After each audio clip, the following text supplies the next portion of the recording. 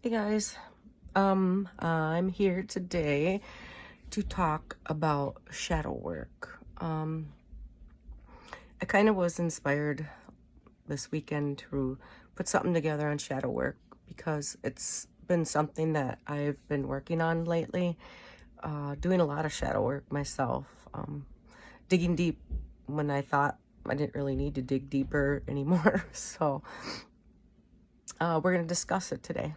So what exactly is your shadow? The term was originally brought into the Western world by psychologist Carl Jung. He is the one that brought the term shadow self in there. It basically means that we're made of both light and darkness. I always like to think of the yin yang symbol. I printed it out so you can see.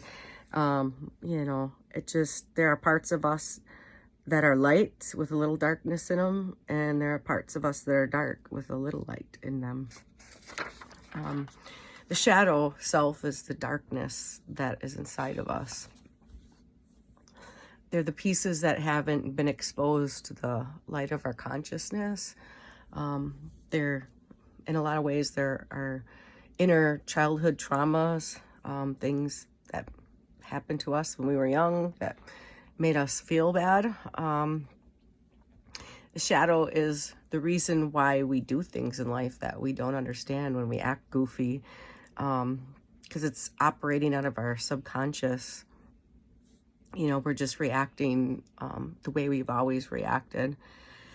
The shadow is a part of us. It's who we are, and we really have to learn to not be afraid of that part. A lot of people don't like to talk about their darkness. They like to avoid it, or they like to think they don't even have it when we all do. The shadow is really formed in our childhood. In my last video, when I talked about authenticity, I talked about how we are born perfect. And as we grow, our interactions with others make us believe that there are parts of us that are good and parts of us that are bad.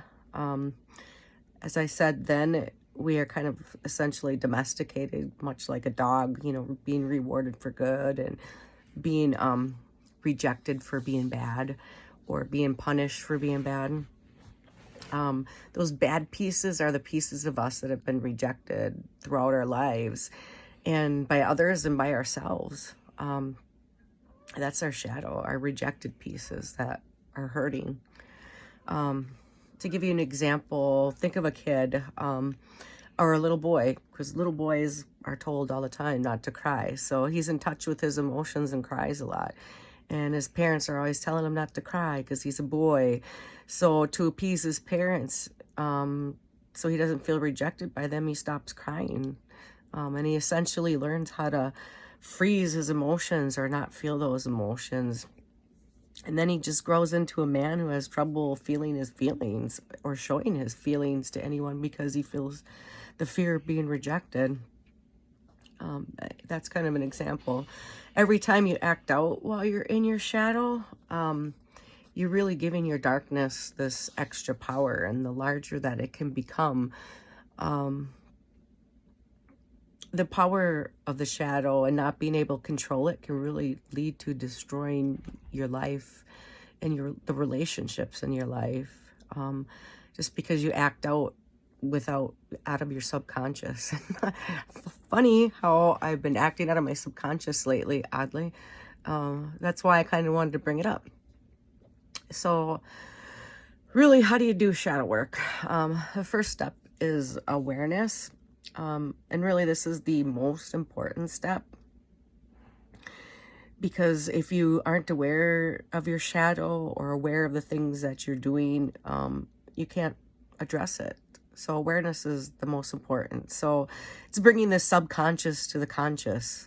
It's accepting the pieces of ourself that we felt were unacceptable.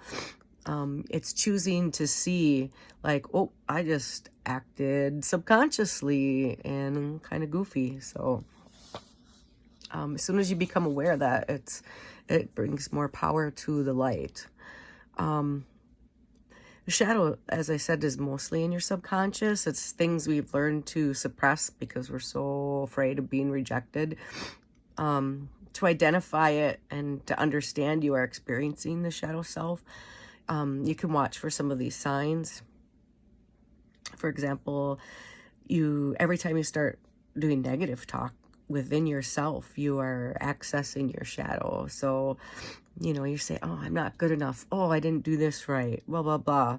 You have to stop that negative talk, and you have to begin to observe it without judgment. So say you did react funny, or emotionally, just emotional reaction as part of your shadow self. Try not to beat yourself up about it. You just observe it without judgment. Don't do the internal negative talk. Choose to try to sit with it and understand it. Think about where it comes from and heal it. Another way you can identify it is when someone is projecting. So this is like when someone's being a mirror to you. So we'll see behaviors in others that we don't like in them, but they're really behaviors that we don't like in ourselves, so we lash out at them.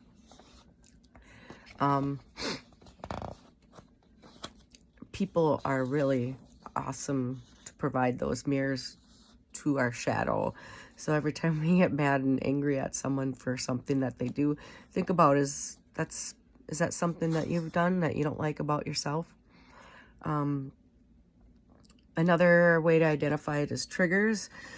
So every time you feel emotional pain or trauma that's buried deep inside these emotional wounds, so you're feeling jealousy, anger, fear, sadness, you're being triggered into that emotional pattern, and you're triggering that shadow side. So that's how, whenever that happens, oh, I'm in my shadow. So you're identifying it. Patterns, so that's repeating the behavior over and over and over again. That isn't necessarily so good. So as you become aware of all these things, you do begin to see patterns in your behavior. So the more you become aware, you're like, oh, I do this, I act this way when this happens. And as you become aware, you can start addressing them. You can also watch others and identify it in them, so you ever been with someone and they're like the most awesome person or sweetest person in the world, and then all of a sudden they're triggered and they act like a crazy psycho. That's really them, their shadow self being triggered. That's their emotional wounds being triggered inside. Something you can do is try to be kind and try to relate with that it happens to all of us. We all enter our subconscious self and our shadow self. And the more you learn to become aware of the shadow in yourself, the more you're able to begin to address it and heal it. Another way to do shadow work is to look at your childhood. So you're looking at behaviors or emotions that you have that were rejected by others. Like I gave the example of the boy that cried. Did someone do that to you? Stop crying so you don't cry anymore. Now you just suppress your emotions. All those rejected pieces of us, they make up our shadow. That's every time, you're triggered, you really should look at your childhood, because it's reflecting your deepest wounds that you had as a little kid that you've learned to suppress. Another step in shadow work is acceptance. So knowing that your shadow was formed by rejection as a child, you can start to show it love and compassion. Like that's a little kid inside you. You got to be kind to it. You got to stop being so critical of it so you can heal what is occurring inside of you. And you have to accept that piece of you. Treat it lovingly. It's all the parts of yourself. So I'm thinking of like when you learn to love and accept yourself, you know, it's really so intricately entwined with our authentic self. So that shadow is part of our authentic self. We can heal it and we can change it, but it is part of who we are, and accepting that in ourselves is part of being authentic. When you learn to love and accept all the pieces of yourself, you can really start to learn to not go into that shadow, because if you truly love yourself, you don't need the acceptance or love of others. It doesn't matter whether they do or don't. And I know that's a hard concept to think about, but it really is true. Because you no longer fear rejection because you accept yourself. As I said, every one of us is made up of light and darkness, and you can't ignore the darkness in yourself, especially when you're in a spiritual awakening. But you can start looking within and make peace with those shadow pieces, that shadow self. Nobody can heal that piece of you except you. Your inner child, your shadow wants you to become aware and really integrate it into its higher self. It wants to be healed. And it's really going to continue to manifest until you start addressing it. And it really takes time to address the shadow.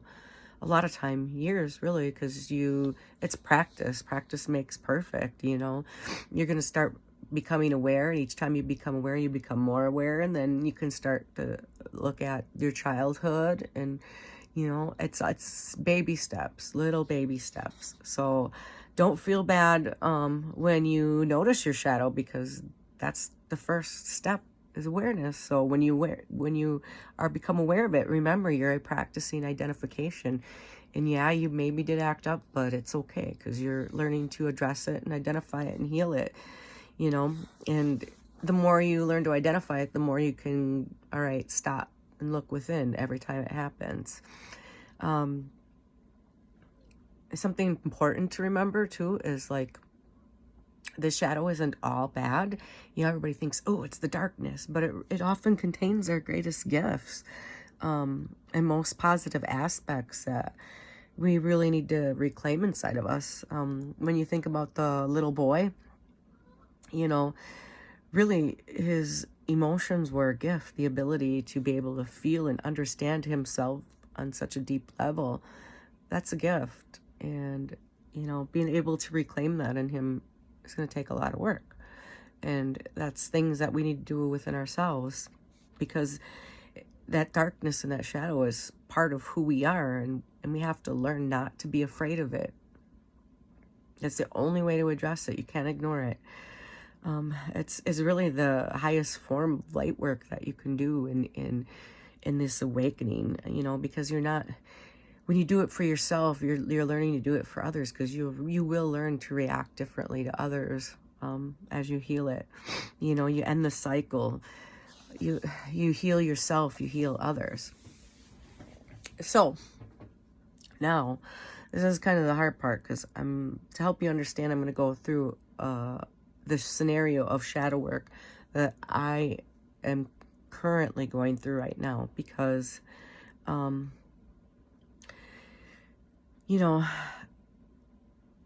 I think, leaders lead by example. Even though there's a lot of people that'll probably give me shit. Oh, why do you bring your life forward? Blah, blah, blah. Well, to me, it's like, like the best counselors for addiction are those that have been through it, because they know. And I want you to know I'm not full of shit, I really am somebody who's awakened. I am somebody who's done a lot of work. I'm not perfect. I still do shadow work every day, even though I'm out there trying to be a healer and trying to do the good things and focusing on the light. But I still have darkness inside of me too that I have to deal with. So please keep in mind, be kind as I bring my vulnerability forward, because yes, I do fear rejection. Yes, I know people might say shit, but you know what?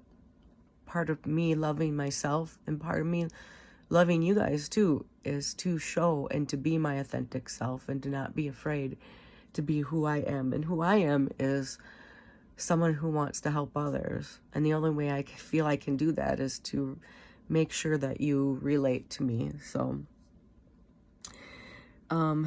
recently I was rejected multiple times by someone that I really like a lot. So this caused me to be extremely crazy emotional. And it brought a lot of pain to the surface that I didn't realize I had. It was actually, I'm still kind of going through it. It's really odd, you know. Yet, you know, I identified that I uncovered something that I need to work on, you know, and how did I do that? You know, so I had this negative talk, and if you remember, that's the internal dialogue we have with ourselves that's not very loving. So every time this person would reject me, that I would go into this negative talk, you know, no one would ever love me. I am unlovable. Oh, I didn't act right. You know, why did I act this way? Why did I do this? Why did I do that? What is wrong with me? These were all the negative things that I would tell myself, wondering why. And then on top of it, because I've been in this journey for quite a while and I've done tons of shadow work, I'm like, what is wrong with me? Why am I having to go through this again? I already went through this shadow work examining the exact same thing that is triggering me right now. And I thought I had healed it. But Spirit has this great way of bringing things up back into our life to test us, to make sure, you know, that did we heal or did we not heal? So really the negative talk has been the worst aspect. I am the one who has beaten the hell out of myself over this. And I really just, I think lately just tried to get a grip on it because, you know, I was able to identify it. And even though I knew I was doing it before, I just, now when I catch it, I'm trying to stop it. So it does keep restarting, but it'll kick in, but I'm trying to stop it now. Another thing was projecting. So this is when a person becomes a mirror. So I got angry at this person for being ditched several times for this person, but I sat and thought about it. And this is exactly what I did to other people over the past year when I was kind of doing my own thing, and really just investing in myself. And I thought that's all it was, but in a way, I think I was really frozen because I didn't feel anything. And I just, anytime anybody came close, I just cut them off. They were done. So I was able to identify that, you know. So this is a shadow work that I'm doing. I've learned that, oh, this person was projecting things that I have done, things I didn't like in me because I didn't like it that I did that to other people. You know, but understanding that really helped me, and it also helped me understand this person on a deeper level where they are too. So, you know, taking time to think and think about things is really important, not only for yourself, but how you relate to others. You know, this person indicated they didn't want a relationship and they weren't ready, and I literally just went through that, and I knew and understood it clearly. You know, I knew solitude was critical to healing. I knew I wanted to invest in myself. I knew I didn't want the bullshit anymore. But I also had come to realize over that time frame that I completely kept everyone out that tried to get in. My walls were super high and my emotions were frozen. And this whole situation helped me learn that. So doing the shadow work also helped me kind of dig deeper and understand myself deeper where I was not too long ago. So, you know, I became aware that my lashing out at this person's behavior towards me was because I saw this behavior in myself. And it gave me an opportunity to really get that insight into myself in all reality, I don't think I liked being frozen, you know. And that I still do long for authentic companionship. So the other thing I did in the shadow work was looking at the triggers. So every time I felt emotional pain from these buried childhood traumas, which happened a lot. I mean, I was extremely triggered just about with every interaction, and it caused me this horrific cycle of pain that had really nothing to do with that person, but everything that I had been wounded on in my past, from childhood to every relationship, this rejection feeling. I felt like I wasn't good enough. I felt like I was unlovable. I felt like an idiot and a clown for being in love again. And you really need to keep in mind that this dream of true love was always something I had since I was a little bitty girl. And I just threw it out the window, you know, over a year ago. Yet it was the only thing I ever wanted in life. And I had completely given up on it. And the very first moment that I decided I would give it a chance again, I got rejected. So that was really, really, really, really hard for me. It was tremendous, even though I don't blame this person. I know it was all me. And that's another important thing of the shadow work, you know, is understanding it's a lot to do with yourself.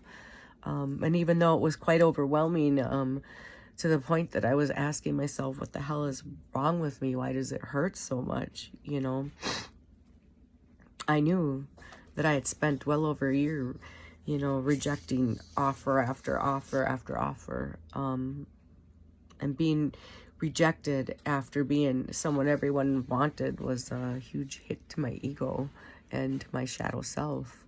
But I have identified it, and now I'm trying to do the shadow work to the best of my ability. Excuse me, I have a little bit of a cold.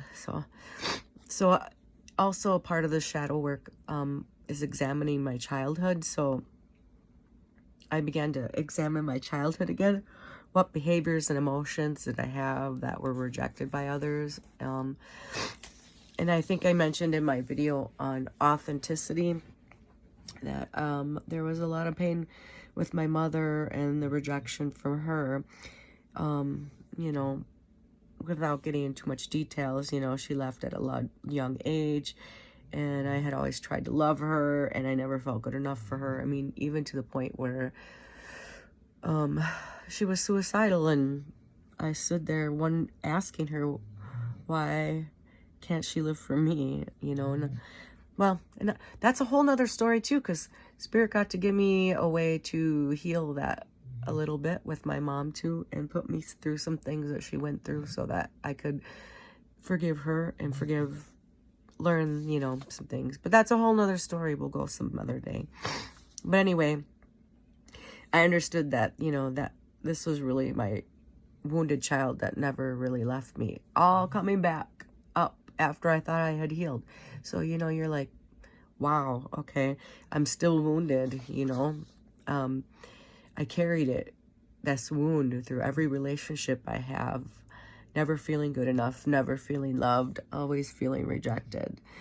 So, you know, I did spend the last, over a year thinking I was prepping myself that I would be able to do this. But of course, Spirit, you know, was testing me.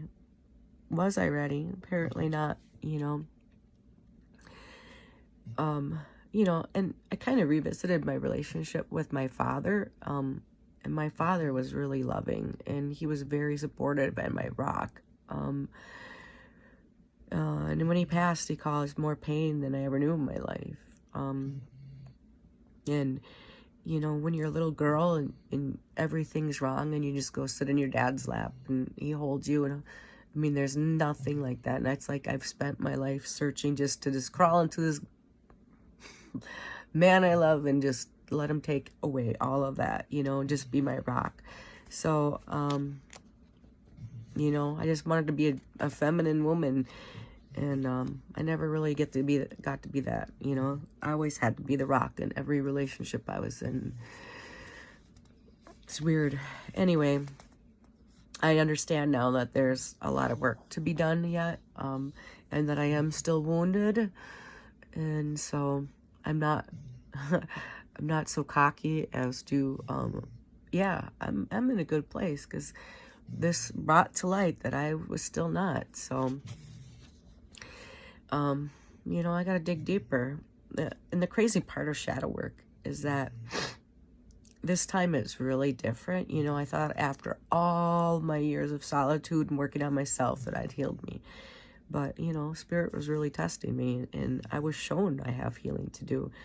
And I still have to learn how to love and accept myself more, so I am not placed in these types of emotional turmoil situations, you know.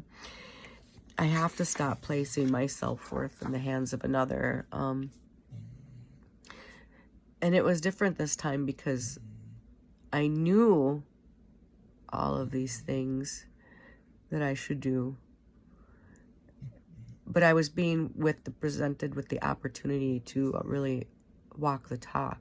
And I failed miserably. Beyond identifying it, I pretty much failed miserably. So, but here I am healing. You know, so like the next step really then is accepting this. And I'm kind of at that point right now and fully engaged in that and trying to accept the, you know, broken pieces of myself that I thought I had healed. You know, I really have not shown my shadow or my inner child much love or compassion in this situation. And I kind of yelled at it a lot. So I got to do a lot of healing here. So if she acts up again this weekend, sometime soon, I have to be more kinder and gentler to her, you know. But I think a lot has to do with I was expecting more from myself too, you know, like, because boom, my shadow would come out, but my higher self, well, obviously not my higher self, because my higher self would love myself, but my ego expected more, I guess.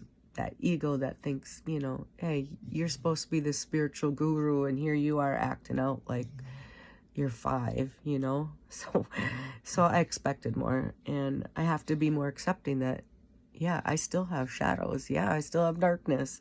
You know, I am who I am, and I am a human being that is wounded and still needs to heal, you know. You know, I have not fully learned to love myself, and I'm still placing my happiness in the hands of others. And that is kind of really weird to me, because I swore I would never, ever, ever, ever do that. Ever again. And Spirit had to show me that, yeah, you're still going to if you don't fix this.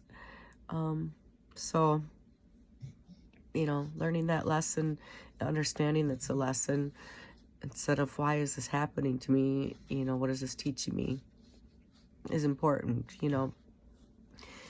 I've even been shown that I haven't been authentic, really, because I was really trying to be something I wasn't to gain this person's attention, you know.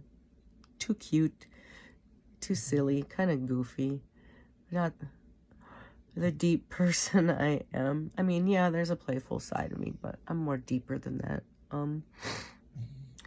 And the person's pretty intuitive, I think. I think they're I haven't really got to know them that well, but I can tell they are very intuitive, and they kind of called me out on that, told me I was full of shit. And, you know, I have to say you're right, because I was trying to be somebody I wasn't, just to get your attention. And that's not good, because if I got your attention, wouldn't I really want you to love me for me? Yeah. So, you know, I've learned too, I'm still really full of wounds. I still long to be loved. And I could see how I really came off desperate, like desperately seeking love outside of myself. And that, you know, I think when I came to that realization too, I really beat myself up over that, because I'm like, that is not you, girl. That is not you. And yet I did it because, well, I felt for the first time and I wanted it. And, you know, it was a good test. I'm not saying I'm healed. I'm not saying I'm not going to mess up again, but I have identified it and I'm doing what I can, you know. I'm not really desperately seeking love kind of person. I mean, I want it, but really want it, but I'm not going to lose who I am ever again for that. Never. You know, my higher self is happy and loving, really, with who I am. But apparently my inner child still is seeking that outside of me, and still wanting that acceptance and that fairy tale, I guess.